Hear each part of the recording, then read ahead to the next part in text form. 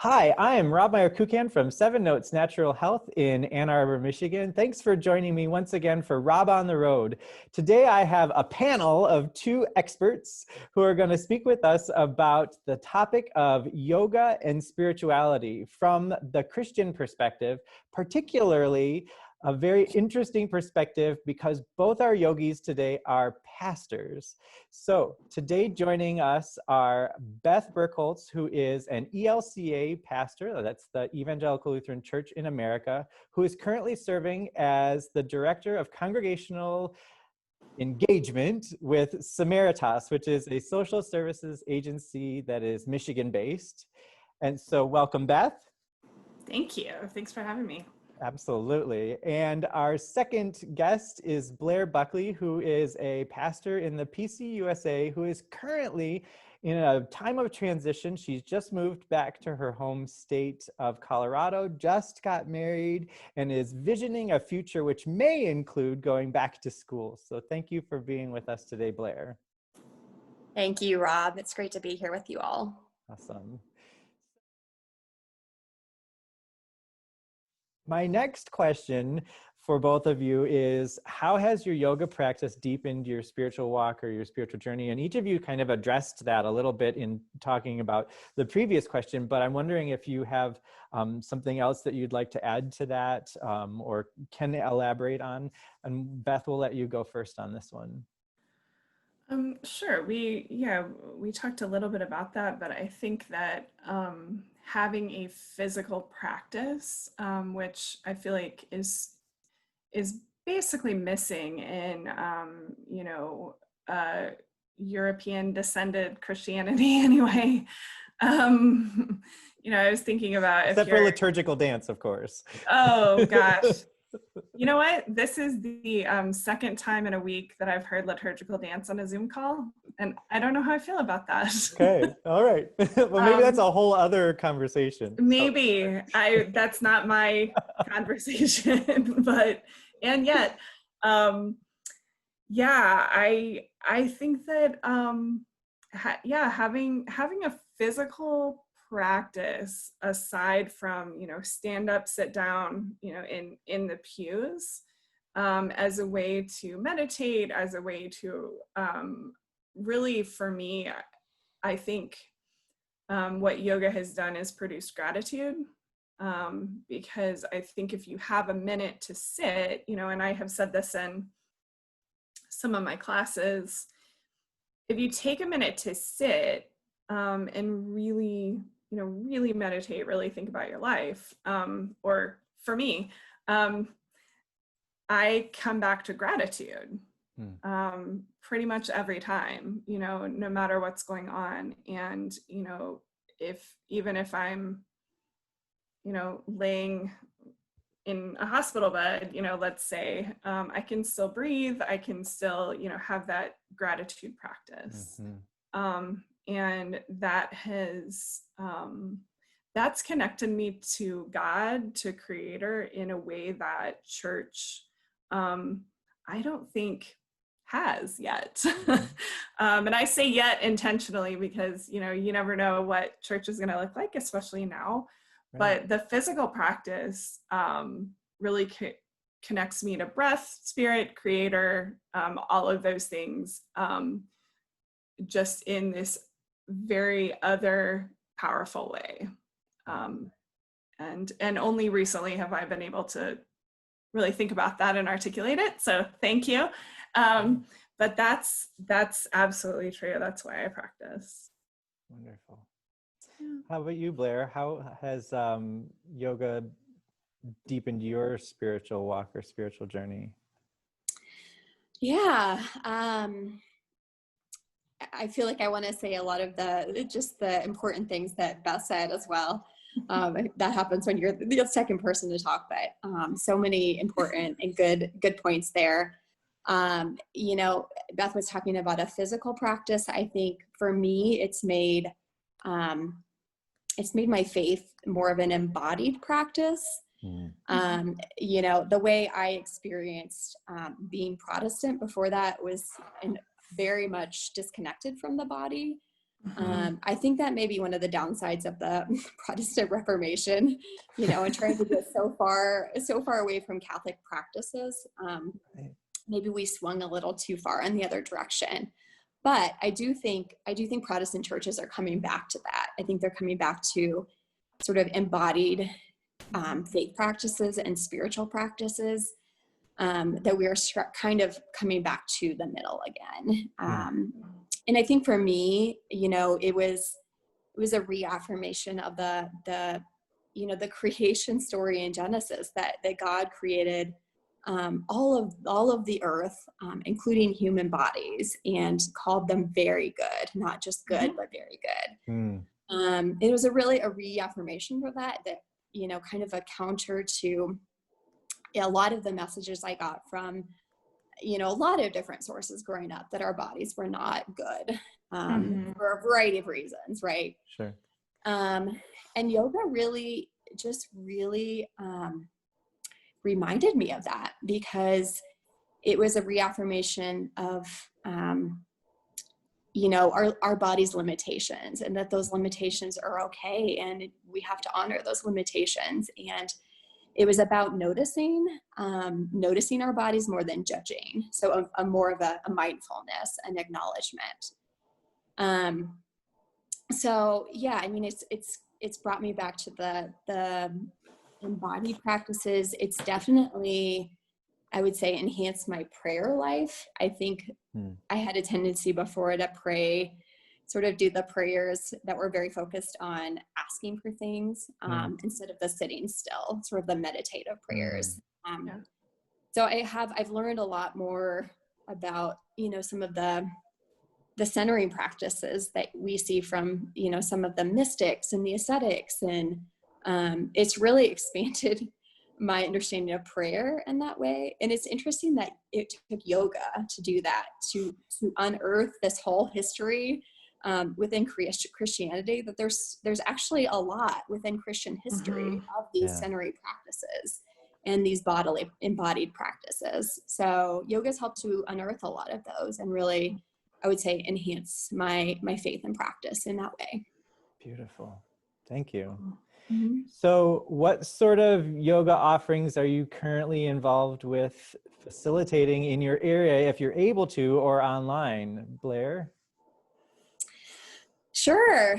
Well, I'm not teaching at a studio right now, and actually the studios here are really struggling right now from the shutdowns. So, we'll see what happens with that. I am actually dealing with a condition called POTS. The name makes it sound more fun than it is. But it stands for postural orthostatic tachycardia syndrome. And with that has been a lot of dizziness and lightheadedness. So it's been interesting dealing with that and trying to continue my yoga practice. And it's really been a reminder that a yoga practice is as much what happens and what you do and your attitudes off of your mat as it is on your mat. It's kind of limited what I could do on my mat.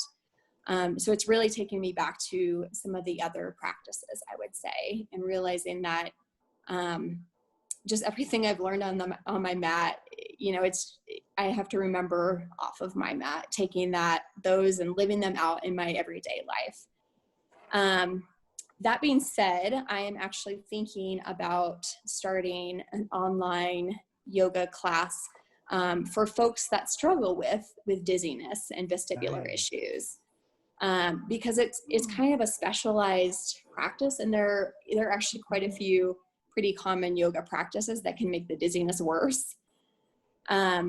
So I am excited about that, and hoping to just offer some more yoga classes to help people that have issues with dizziness or balance. And I think that's when you have challenging situations, yoga teaches you to channel that and use that in a way for the greater good in society. So that's what I'm hoping to do, and I will keep you all posted about that. Awesome. I love it. Excellent. Yeah. How about you, Please, Beth? please do. Yeah. Sorry, Yeah. we'll talk later. That's awesome. So I have done a couple just Facebook Live things kind of early in the pandemic, just for kind of for pastors just early on, because I was hearing so much angst from friends who are, you know, in some kind of church ministry. And I think it continues to be really hard. So in my current job, I figured that I wouldn't be doing much yoga. I figured that I would be on the side, but it's interesting what the Holy Spirit does. My boss, who is awesome, and she's not necessarily a yoga person, but she was like, "You're a yoga teacher and a pastor. We want you to teach some yoga." So I have recorded some classes, and there's plans for us to have kind of like a wellness channel as part of our agency. Some kids yoga because we have a lot of foster kids that Samaritas cares for. We have about 1,000 kids in foster care at any time in the state of Michigan that Samaritas is caring for. So we were talking about something fun for parents and kids to do while they're, you know, as the quarantine drags on. So I've recorded some of those, and the hope is that I will maybe record some for our frontline workers as well.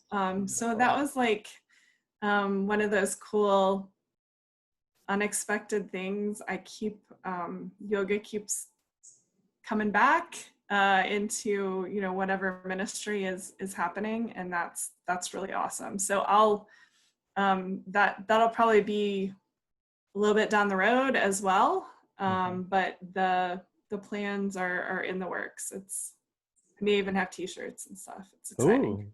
Ooh, fun. Yeah, for sure. So we'll see. Yeah. And Beth, you also have a really wonderful program of storytime yoga that you did with children in your previous work in the parish. Could you tell us just a little bit about what that is and what that looks like? Sure. Those are kind of the things that I was recently recording. I have taken a story, some Bible stories, some just storybooks, and taught yoga poses using the story. So kind of telling what I have said is we're going to tell a story using our whole body, using our whole selves. And so just taking them through the story and different poses, and kids yoga is super different. It's like you're up, you're down, you're this pose, you're that pose. But I got to take a training on kids yoga online last year, and it was awesome. Like I figured, I was already teaching, but I learned so much. It was through Cosmic Kids, which has amazing videos. And taking their training, I could apply, you know, how they teach through a story to some Bible stories, faith-based stories, you know, stories kind of with a moral, and, you know, peace or inclusion. You know, those are the themes that we want to lean into, especially with our foster kids. So that has been that was really fun. I miss it, and I'm really hoping that'll be a fun thing for the future. So yeah. Awesome. Very cool. Wonderful. So how should people get in touch with you if what we've talked about today piques their interest, and if they have some questions either about incorporating yoga into their spiritual walk, or if they want to be engaging each of you? So Blair, what's the best way to reach you, either through contact information or social media? What's the way people can get a hold of you? I would say through email, blairlbuckley@gmail.com, or I'm also on Facebook and Instagram. Rob, I believe I left my information with you. Is that right? Yep. And I'll make sure that that's in the show notes or the comments below, or the video description, depending on what platform you're watching this. Yeah. And Awesome. I encourage folks to reach out. I love talking with people about this, and I'm happy to answer any questions or, just have an interesting discussion. Awesome. Cool. How about you, Beth? What's the best way to reach you? So email is Pastor Beth Birkholz, and that'll be spelled out, I hope. In the show notes, just at gmail.com. I'm on Facebook as well, just Beth Birkholz, although there are some of us. So there are other Beth Birkholzes. So email is the best way. I also may have given another email, which is totally fine too, bburk@samaritas.org. So Excellent. either one of those is great. And I, obviously, I really love talking about this too. I would much rather have a conversation, be able to answer questions and, especially specific concerns. Like that's just really fun. Awesome. Cool. Well, our question for our time together is one of my favorites that I ask everyone who I interview, and it goes like this. Please share with us some words of wisdom, the best piece of advice that you were ever given. And this can be something funny, or it can be something serious. It can be related to our conversation or completely off the wall. So Beth, we'll let you go first. Would you give us some words of wisdom? Yes. These are words of wisdom. They are from my therapist, who we call the Wonder Therapist, who is the absolute best. And they sound very simple, but she has to remind me of them every time. You can feel two different ways about something. That's it. Nice. You can feel joyful, and you can also feel angry about the same thing. And that was so helpful to me, because I think that I would lean into, just pushing one emotion away and really feeling the other one and saying, okay, that's how I feel about this. No, you can really feel two ways at the same time, or maybe even three, and really being able to sit with both of those. Like, that's where yoga is great.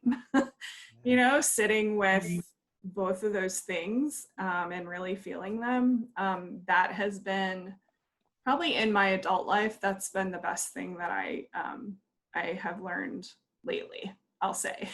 Awesome. I don't know about all time, that's hard, but that's the best thing that I've learned lately. Awesome. Yeah. Thank you for that. Blair, What about you? What are some words of wisdom that you'd like to share with us? So I have an interesting, really wise saying that came from a colleague of mine in yoga teacher training. And it was, I'm going to butcher the saying from a friend of mine, but it was basically, your body knows what your spirit needs. And I think it's something I've seen show up time and again. I didn't realize it before that, but when my colleague of mine said it in yoga teacher training, I thought back to when I was a hospital chaplain, and just, often I'm not saying that there are not physiological causes of things, but often what shows up in people's bodies, it can have a lot to do with kind of what's going on with their spirit, what's going on with their faith, what's going on spiritually. And I think this is a really important thing for the church to think about right now, actually, as we tend to people. And, I think there's going to be a lot of trauma coming out of this pandemic. There already is. This is going to show up time and time again.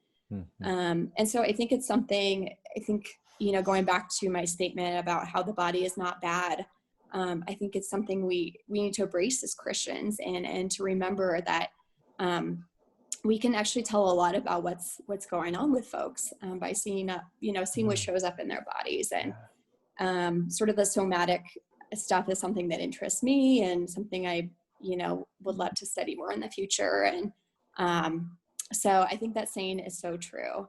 And it's good for our own mindfulness as well. Nice. Thank you both for sharing. Cool. And thank you for answering all of my questions today.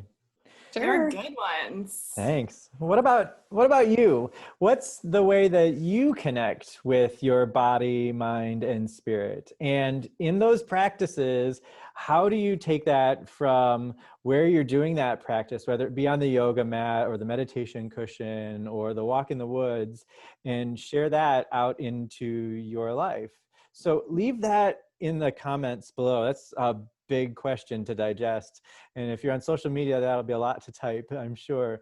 But let us know how you are embodying, not just in your mind, but out in the world, and not just in your practice, but also out in the world, some of these practices. We would love to see those things. So put that in the comments below. If you have enjoyed this conversation, give us a thumbs up, like this video, and subscribe if you're watching on YouTube, or if you're catching this on Instagram Live or Facebook. Be sure to follow this page. And I want to say a great big thank you to both of my guests, to both Blair and to Beth, for joining me today.